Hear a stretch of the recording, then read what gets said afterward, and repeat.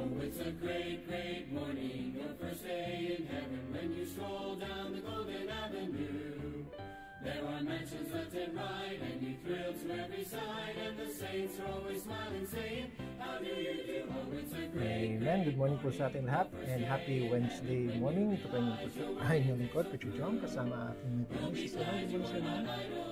Yes, we're from CBBC San Pedro Outreach. Ito po yung ministry ng CBBC San Pedro Laguna under the leadership of our pastor, Dr. Edna. Amen. Tayo po ay magbukas po sa panalangin. Let's open in prayer. Father in heaven, Lord, we bless you.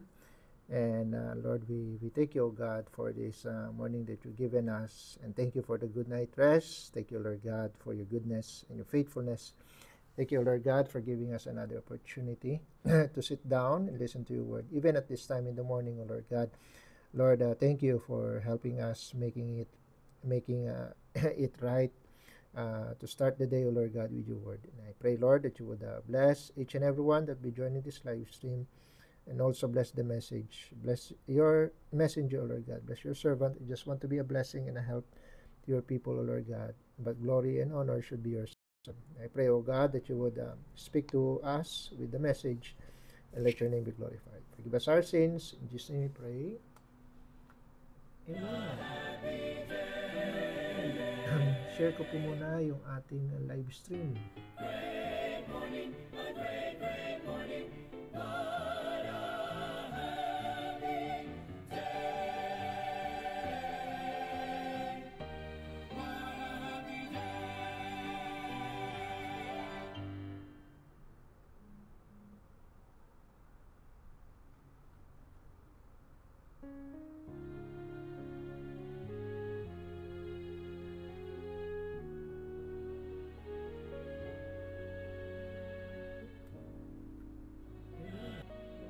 Okay, so now batiin natin ang ilan nating mga kasama. We have Sister Joanne, good morning sa iyo. Sister MJ, good morning. Kay Ma'am Irene and Brother John Ray from Midsayap, Buntag. And also kay Ma'am Maris, Buntag. Sister Jackie, good morning. And kay Sister Grace, good morning. And also kay Ma'am Lolit, good morning. Alright, so meron lamang po akong gustong i-announce. Meron po tayong konting changes na mangyayari po dito sa ating programa. So I know na ang madalas na kinikater po natin, lalo na at this time in the morning, ay yung iba sa inyo ay nagmamadali papunta sa work, and yung iba naman nagmamadali sa of course sa pagre-ready ng breakfast, and all sorts ng inyong mga duties. So minabuti ko po na aalisin na lang po na muna natin yung Proverbs reading. So every time na meron po tayong Baptist Coffee, diretso na po tayo sa ating konting bati na lang, na hindi ko na po lalahatin po ng ng nakikita ko pong pangalan sa sa mga comments, so konting bati na lang, ilan na lang po yung natin. And then diretso po tayo sa preaching, and para magiging concise po yung ating programa and direct to the point. Okay? So sisimulan po natin yan ngayon. Okay? So with that, diretso po tayo sa message. Amen. So let's open our Bibles please in 1 Thessalonians chapter 2. 1 Thessalonians chapter 2. Okay. Pero hindi pa rin po mababago yung ating MWF na line up ng ating mga message. Okay, so Lunes, Monday is still about ministry, Wednesday is still about worship, and Friday is still about family. Okay, so hindi po yun na mababago yung mga topics po natin. Alright, okay, so with that, let's go to 1 Thessalonians chapter 2 in verse 13. Okay, sir, paano na yung Proverbs reading? Sige, mag-Proverbs reading na lang po kayo ng inyo, ha? Okay. So, 1 Thessalonians chapter 2 verse 13. Nandiyan ka na, mahal? Let's read together. Go. For this cause also thank we God without ceasing, because when ye receive the word of God, which ye heard of us, ye receive it not as the word of men, but as it is in the truth, the word of God, which effectually worketh also in you that believe. Sabi diyan, for this cause also we thank God without ceasing, because when ye receive the word of God, which ye heard of us, ye receive it not as the word of man, but as it is in truth, what? The word of God, which effectually worketh also in you that believe. I'd like to speak about the subject this morning, our attitude towards preaching. Our attitude towards preaching. What should be our attitude? Okay, tayo po'y manalangin. Father in heaven, Lord, we bless you. And I thank you, O God, for this privilege that you've given your servant to share this message, O Lord God, to your people. And help them, O Lord God, to be reminded of your word and the principles, O Lord God, behind it that we should apply in our lives. And I pray, O Lord God, that you would guide your servant, direct me, O Lord God, with words to say, make me a blessing, O Lord God, to your people, that your name, O Lord, will be lifted up this morning, and forgive us our sins. In Jesus' name we pray, amen. Our attitude towards preaching. Now, what is preaching? No? Preaching by biblical definition is ito yung public proclamation of God's word. Okay? And it is done with authority and urgency. So hindi lang siya basta lecturing, hindi rin siya entertaining, hindi it's just not mere hindi lang siya motivational talks, no. Because the word preach comes from the word, no, that means to herald, no, to proclaim as a messenger. Yun yung ibig sabihin ng original word, no, na kung saan kinuha yung preaching, to herald, no. Just picture yung yung herald, naririnig natin yan sa mga royalties, no, nung kapanahunan ng mga hari. Ang ginagawa ng narinig niyo yung Hark the Herald, di ba? Hark the Herald, angels sing. So si Gabriel was that herald that was sent to give the message. At yun po yung ibig sabihin, sa mga kings, meron silang mga herald and they carry a message. That is not the herald's own. Hindi yun message ng herald. So kagaya rin ng preaching, the preacher carries not his own message, but he carries God's message to God's people. Right? Kaya nga sabi ni Paul sa 1 Corinthians chapter 1. 1 Corinthians chapter 1 in verse 21. 1 Corinthians 1 in verse 21. So sabi dito, for after that in the wisdom of God, the world by wisdom knew not God, it pleased God by the foolishness of preaching to save them that believe. It pleased God by the foolishness of preaching to save them that believe. So pwedeng dinidismiss man ng sanlibutan yung preaching as foolishness, di ba? But to us the believers, it is God's chosen way to bring us conviction, to bring us salvation, and to bring us transformation. So ito yung God's way of providing His message. We need preaching. That's why we need preaching. Kasi nga, it confronts us sa mga truths na madalas nating i-ignore. Or minsan nakakalimutan na natin. Di ba?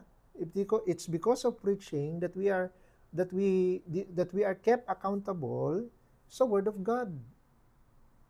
It's because of preaching na tayo ay grounded sa sound doctrine.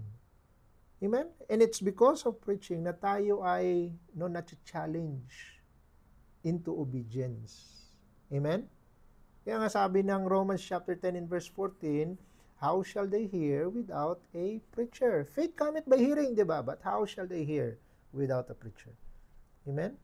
Without preaching, kung walang preaching na madalas nating naririnig, yung faith natin, nanghihina, nalalanta. Amen? Yung truth natin, yung truth na dapat ay marinig, anong nangyari sa truth? Nasa silence. Kasi walang preaching. Kung walang preaching, so yung yung mga kasalanan natin, hindi na hindi na challenge, hindi na ko-confront. Hello? Pero nakakalungkot nga yung preaching na i-ignore. Amen? No, dinidismiss nila yung preaching, no? Sinasabi na, opinion niya lang 'yan. No? Yung iba naman, ini-ignore yung preaching, no, nang merong dahil sa mga distractions sa kanilang puso, no? They are physically absent but mentally absent. No? Iba naman, ini-ignore nila yung preaching because through delayed obedience. Di ba? And again, delayed obedience is still disobedience. Nag-agree sila sa sermon pero di ba? Nag-amen sila sa sermon pero wala yung kanilang determination and decision na i-apply yung kanilang natutunan sa kanilang buhay. No? So ano nangyayari? Anong mangyayari kapag pinagpatuloy natin 'yan? Ano sabi ng Proverbs 29 in verse 1? He that being often reproved hardeneth his neck shall suddenly be destroyed, and that without remedy. No? Yan ang mangyayari. No, madalas we are often reproved. Madalas tayong madalas tayong pagsabihan ng salita ng Diyos. Pero anong ginagawa natin? We harden our neck. Ano ibig sabihin ng harden our neck? Means kasi to turn means to turn the neck. Di ba? Pero anong ginagawa ng mga tao? Hindi sila nagre-repent, so gayon. Kaya ganun yung expression. That person hardens his neck kasi ayaw niya mag-turn, ayaw niya mag-repent. You know? So kapag nare-reprove, madalas nare-reprove, pero ayaw mag-repent, anong mangyayari? It suddenly be destroyed. Amen? Yung ayaw i-apply yung totohanan will be suddenly be destroyed and without remedy. Di ba? So to neglect preaching is to reject the very means na kung saan ang Panginoon ay nangungusap sa atin. Di ba? So ano yung consequence? Tumitigas yung puso. It causes spiritual blindness. Di ba? Hindi natin nakikita na yung kamalian natin. At eventually, yun nga, suddenly be destroyed. Yung palo ng Panginoon ay darating. Kaya nga, ito yung tanong. If preaching is God's chosen method to deliver His message, ano dapat yung maging attitude natin? How should we respond? Amen? When the Word of God is being preached to us. I have four points for us this morning. Number 1, esteem it highly. What should be our attitude towards preaching? Number 1, esteem it highly. Look at Mark chapter 7. Mark chapter 7. Mark chapter 7 in verse 13. Mark chapter 7 in verse 13. Okay, ano po sabi ng Bible? In verse 13, making the word of God of none effect through your tradition, which ye have delivered, and many such like things do ye. Amen? Kausap ng Panginoon dito yung mga Pariseo, na kumbaga ang sabi niya, they are making the word of God of none effect. Why? Because of their tradition. Kasi sa ibang mga tao, mas highly esteem nila yung tradition kaysa Word of God. Mas highly esteem nila yung traditions and opinions rather than sinasabi ng salita ng Diyos or yung pagpapahayag ng salita ng Diyos. Amen? Kasi with opinions, with traditions, with human reasoning, pag yan ay inilagay mo na mas lamang siya kaysa sa Word of God, kaysa sa preaching, di ba? Then the preaching of God's Word loses its power sa buhay natin. Di ba? Kaya kailangan i-esteem natin. We esteem it highly. Pag ginawa natin yun, it gives the Word of God supreme authority above human opinion. Above every human voice. Amen? Kaya, parang lang yan eh. Para bang meron ka ng nagpa-konsulta ka sa doktor, nagpa-konsulta ka sa isang medical expert, Tapos, mauwi ka lang pala sa tawas. Di ba? Kasi yun yung yun yung kagawian ng mga lolo't lola mo. Di ba? I mean, for all we know, yung mga ganyan ano lang yan placebo effect No, it just makes us feel good. Di ba? So kaya nga ganun din, opinions and traditions and human reasoning, it may give you comfort, but it will never cure you. Di ba? Kaya ganun din kapag nilalagay natin yung traditions and opinions over the truth of God's word. Amen? Kasi tandaan natin mga kapatid, the word is pure truth. Amen? Kaya nga sabi ng Panginoon sa John 17, sanctify them through thy truth, thy word is truth. Amen? Preaching is valuable. Bakit? Mahalaga ang preaching kasi it communicates absolute truth from God's word. Amen? It communicates absolute truth sa isang mundo na punong-puno ng mga shifting opinions, mga changing opinions. Diba? Dapat natin tandaan that the word has supreme authority. Why? Because all scripture, sabi na 2 Timothy, all scripture is given by inspiration. Hiningihan ng Diyos. Amen? Kaya nga, it's profitable for doctrine, for reproof, for correction, for instruction in righteousness. Meron siyang power. Meron tayong profit na makukuha.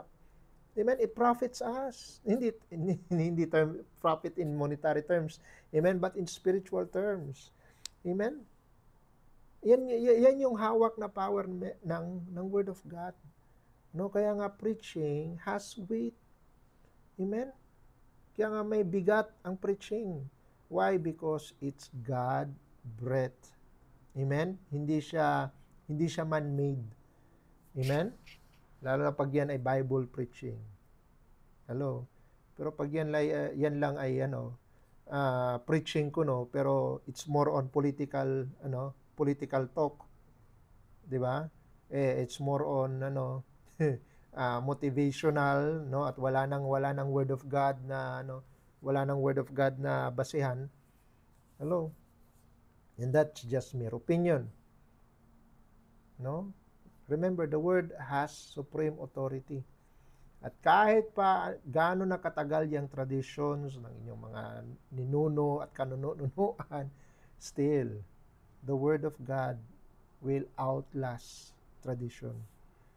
No? Sabi ng Matthew 24, Matthew 24 verse 35, very familiar verse, heaven and earth shall pass away, but my words shall not pass away. Ang mga tradisyon nagbabago. Ang mga opinions, lalo na. Di ba? Pero ang salita ng Diyos, it endures forever. Amen? Kaya nga dapat natin siyang i-esteem highly.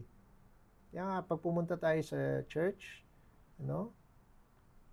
huwag nating i-measure ang preaching through its entertainment value. Di ba? Or how much you agree. How much it agrees with your opinion. No. You measure preaching by how faithful it is to God's word. No? And you esteem it, kapag ganun siya, then you esteem it accordingly. Amen? No, go sa Acts 17 verse 11, we are given an example by the Bereans to search the scriptures daily whether those things were so. Amen? So, number 1, esteem it highly. Number 2, treasure it dearly. No? Esteem it highly, number 1. Number 2, treasure it dearly. Ano sabi ni David sa Psalm 119? Psalm 119 in verse 11. Psalm 119 in verse 11. Sabi dito, thy word have I hid in my heart that I might not sin against thee. Amen? No, talagang inilagay niya sa kanyang puso. Where your treasure is, there will your heart be also. Di ba? So you you treasure. You treasure preaching dearly. Kaya nga sinasabi natin lagi, preaching is the most important part of our service. Amen? Kasi yun yung time na tayo ay kakausapin ng Diyos. Amen? Kaya sabi ni David, thy word have I hid in my heart. No, na parang treasure. Nilagay niya sa kanyang puso. Like a precious possession. No? Na nilagay niya safe, para bang kaban, safe, inside the heart. Amen? Di ba? Kapag mga, yung mga jewelers, di ba? Nilalock up nila yung mga diamonds at mga jewels nila sa loob ng safe. Ganon din dapat ang gawin natin sa Word of God sa ating mga puso. Amen? Mga bata. Maring careless sila sa kanilang mga laruan. Pero yung kanilang favorite candy, nasaan? Nakatago. Nakatago sa unan, di ba? Nakatago sa bag, di ba? Yung kanilang favorite, magugulat ka na lang, may snacks. May snacks pala siyang nakatago. Tinatago niya para hindi maagaw ni ni bunso. Di ba? Bantay sarado yun. Di ba? Nakatago yan doon sa pinaka ilalim na sulok ng rep. Para hindi kasi nga favorite. And yun, ganun dapat ang attitude natin towards preaching. Maging protective tayo para hindi ito manakaw ng kaaway. I-cherish natin, namnamin natin. Kasi nga, pag ginawa natin yun, it prevents us from sinning. Amen? It will, sabi ng Psalm 37, in verse 31, the law of God is in his heart, none of his steps shall slide. See? Gusto mong maiwasan ang backsliding? Treasure the word of God in your heart. Amen? Para hindi ka mag-fall sa temptation to backslide, to grow cold. Amen? Treasure the word of God. Amen? Para magkaroon ka rin ng wisdom. Sabi ni Solomon sa Proverbs chapter 2? Proverbs chapter 2 verse 1, my son, if thou wilt receive my words and hide my commandments with thee. Diba? So that thou incline thine ear unto wisdom and apply thine heart unto understanding. No? If thou criest after knowledge and liftest up thy voice for understanding, if thou seekest as silver and searchest for as for hid treasures, anong mangyayari? Then shalt thou understand the fear of the Lord and find the knowledge of God. So you see, kailangan talaga yung attitude natin. Na nandun yung treasure natin. Amen? Tinitreasure natin ang salita ng Diyos. Amen? Kapag marami kang naibaon, na salita ng Diyos sa puso mo, then may iwasan mo yung mga pagkakataon na gagawa ka ng maling desisyon. Amen? It will give you discernment. Kasi marami kang basehan ng tamang desisyon na nakatago dyan sa puso mo. Amen? And so that's why your heart will never incline to make bad decisions. Amen? Pag tinereasure mo ang preaching, it will preserve your faith. Kasi nga, faith cometh by hearing, and hearing by the word of God. Hindi salvific faith ang pinag-uusapan natin, na yung faith na araw-araw na dapat mong dala. Amen? Kasi yung faith ay hindi lamang po salvific, hindi lamang about salvation. Kundi yung faith na everyday nating dala-dala. Everyday na iniingatan natin ang salita ng Diyos. Yung faith, yung daily na faith natin na pinanghawakan natin to protect us 'di ba? Shield 'yun. Amen? It will grow stronger para ingatan tayo against the fiery darts of the devil. Amen? So you treasure the word of God. No, wag niyong hayaang makalimutan niyo lang yung preaching. Write it down, meditate on it, rehearse it. Amen? I-rewind mo through your prayer. Treasure it, dearly. Amen? Number 3. So, number 1, esteem it highly. Number 2, treasure it dearly. Number 3, meditate on it daily. Amen? Meditate on it daily. Sabi ng Joshua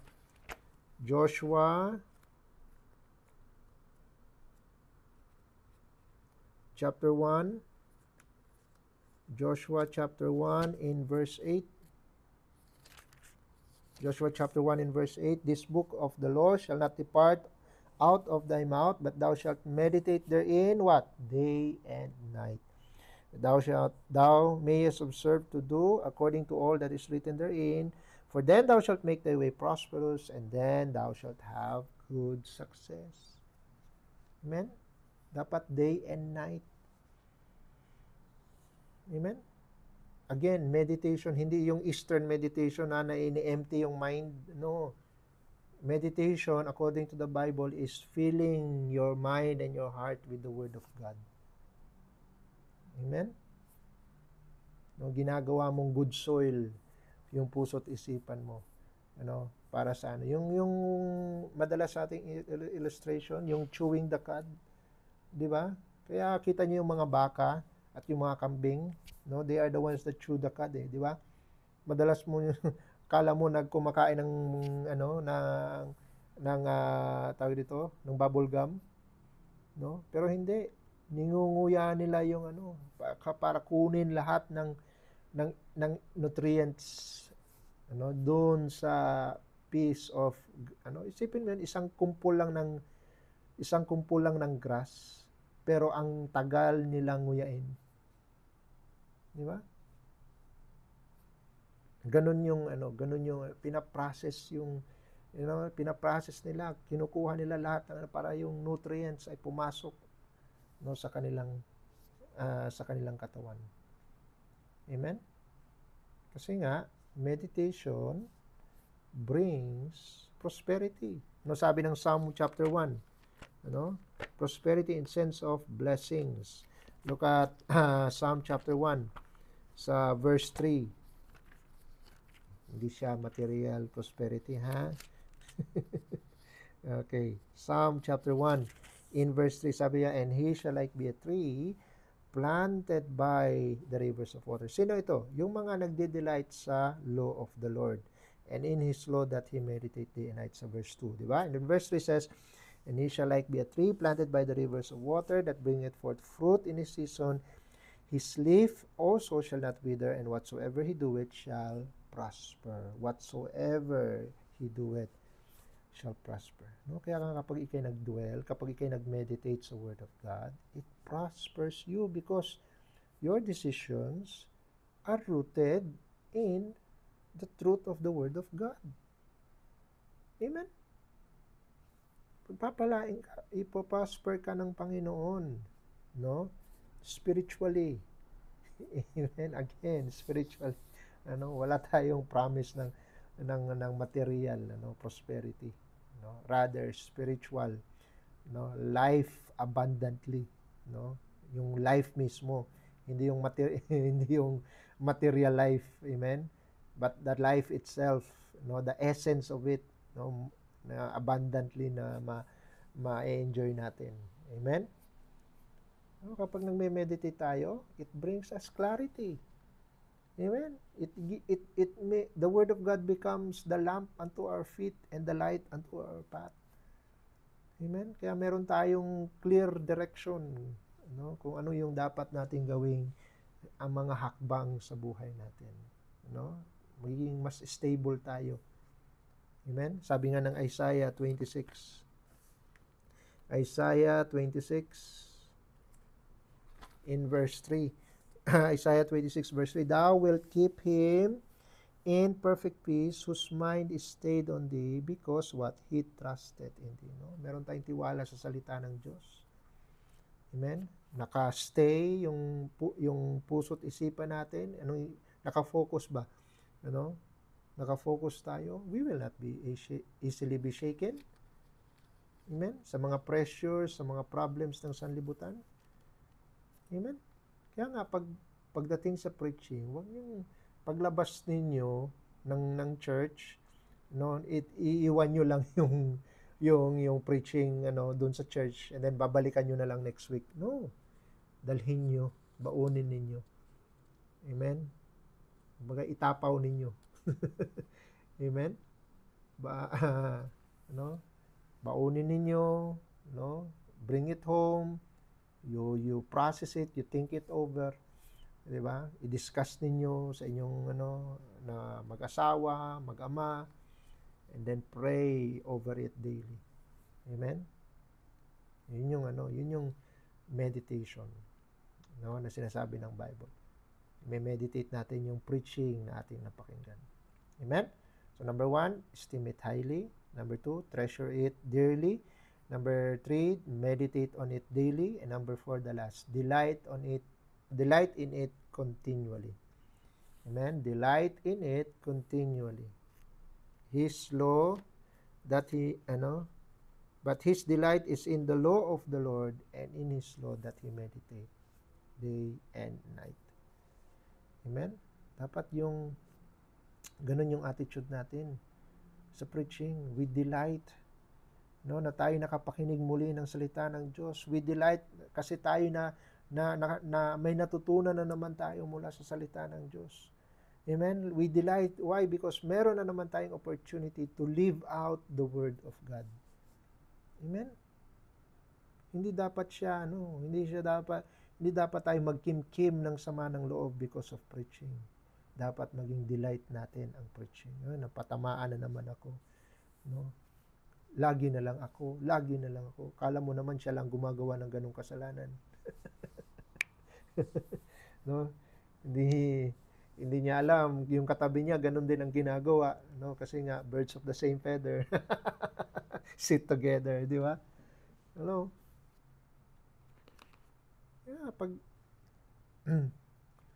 Pag paborito mo yung dessert, hindi mo palalampasin eh. Amen? Kakainin mo kasi yun yung delight mo. Amen? No, kapag paborito mo yung leche flan, hindi mo palalampasin yan. Excited ka pa. Amen? Ganun dapat yung attitude natin. Hindi dahil obligasyon natin, kundi dahil tayo ay may gana. Amen? Yun yung delight natin. Amen? Anong mangyayari kapag delight natin ng salita ng Diyos? Well, tayo ay nare-refresh. Amen? Nakakain ka na naman ng iyong favorite buko pandan. Amen? Nakakain ka na naman ng iyong favorite na tiramisu. Amen? It refreshes you, your soul. Di ba? Ano sabi ng kanta? The statutes of the Lord are right, rejoicing the heart. Amen? Kapag may burden tayo, napakinggan natin yung preaching about our burden, anong nangyayari? Nalilift up tayo. Nare-refresh tayo. Amen? At nare-renew yung mind natin. No? Lalo na sa mga bagay ng sanlibutan, nare-renew yung mind natin. Amen? Preacher, it gives us a fresh perspective about godly living.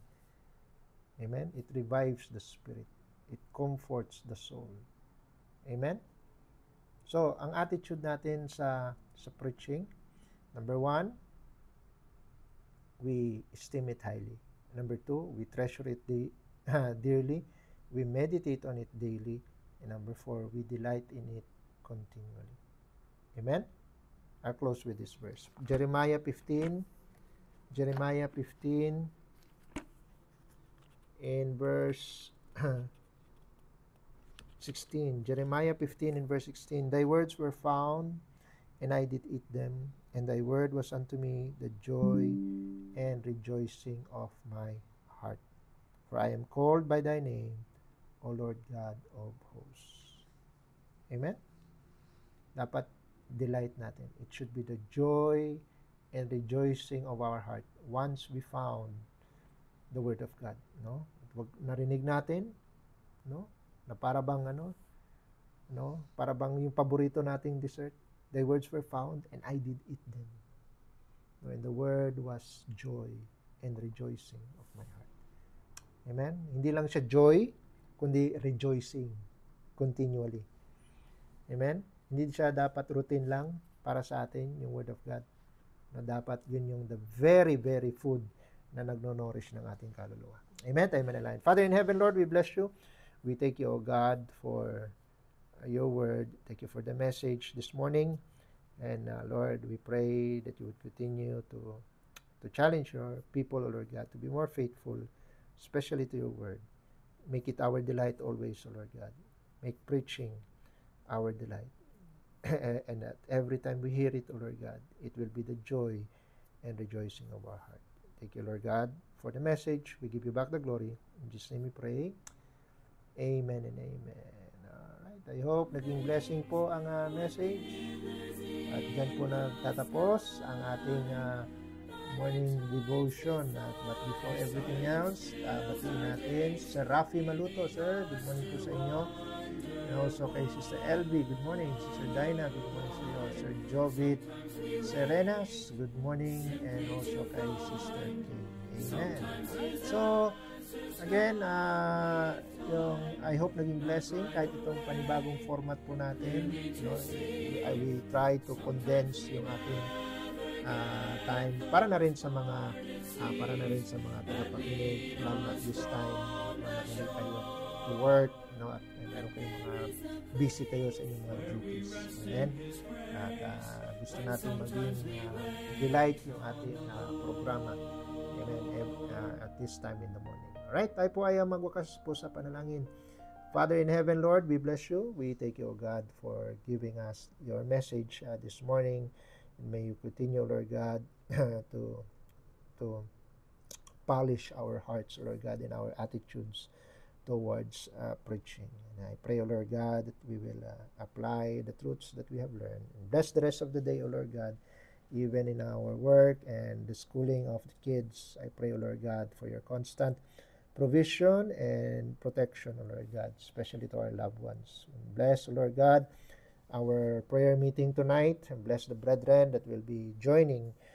Pray, O Lord God, that you would also bless the host of our prayer meeting. I pray, O Lord God, for our pastor. May continue to bless him with good health and bless him with wisdom, guidance, and strength.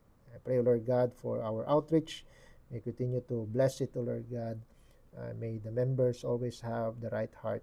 And I pray, O Lord God, for revival tonight in our prayer meeting, and continue to bless the rest of the day. All of these things we ask, in Jesus' name we pray. Amen.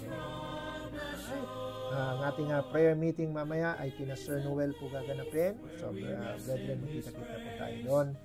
Okay, God bless you all. We are dismissed. Sometimes we wait simply to find. Sometimes his answers come with time. Not right